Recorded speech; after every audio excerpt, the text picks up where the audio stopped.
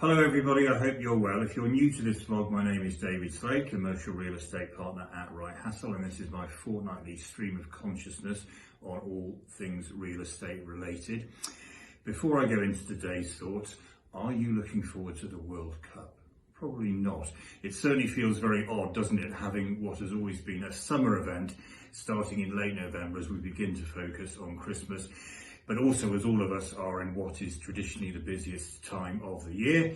We kick off in 10 days time, and I'm sure by the time I do the next of these vlogs, we'll be starting to adjust to the unusualness of it all, but it certainly seems strange now. England, then Wales are in action very early in matches 2 and 4 of the whole tournament, so good luck to both of them.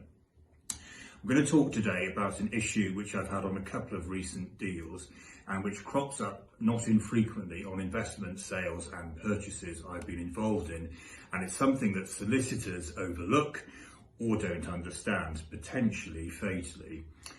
So on any investment purchase, obviously when you agree a purchase price, you're expecting to acquire an investment where there will be no irrecoverable liabilities arising from the property which will affect your yield, particularly on an acquisition of a single let investment to a good covenant.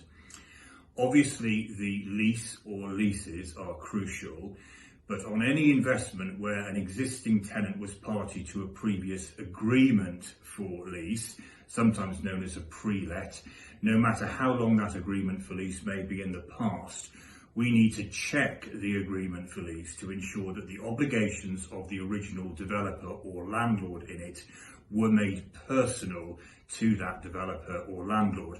If they are not personal, those obligations will pass at law under the Landlord and Tenant Covenants Act 1995, and those obligations will be binding on future landlords. This is a problem as agreements for lease create obligations over and above the usual quiet enjoyment and insurance and performance of services on a multi-let that you see in a lease. Agreements for lease very often create development obligations and other liabilities which are thus ongoing, or at best residual liabilities, which will be binding on a freehold purchaser. It's often said that agreements for lease where landlords' obligations are not made personal to the original landlords are unfundable. Certainly they'll be scrutinised very carefully by any future investor or funder who is well advised.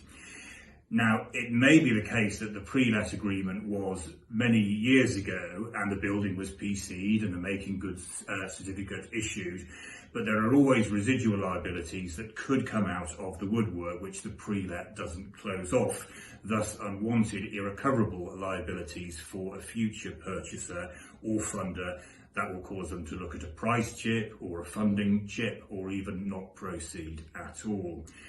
So if the pre-lets have been properly drafted, there should be a clause saying that any development obligations in the agreement for lease are personal to the developer and thus don't pass to successors in title. It's surprisingly common how many agreements for lease don't include that clause. I saw one for a few years ago for what was going to be a massive mixed-use development where not only was that clause not included, but where the definition of landlord in the agreement for lease actually expressly included successors in title. No investment purchaser would ever have accepted that.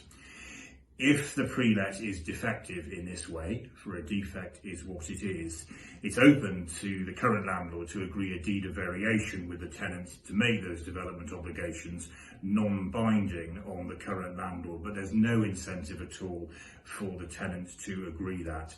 So colleagues, beware when drafting and reviewing agreements for lease. That's all from me today. Keep positive, keep happy, and I'll see you all in 2 weeks' time.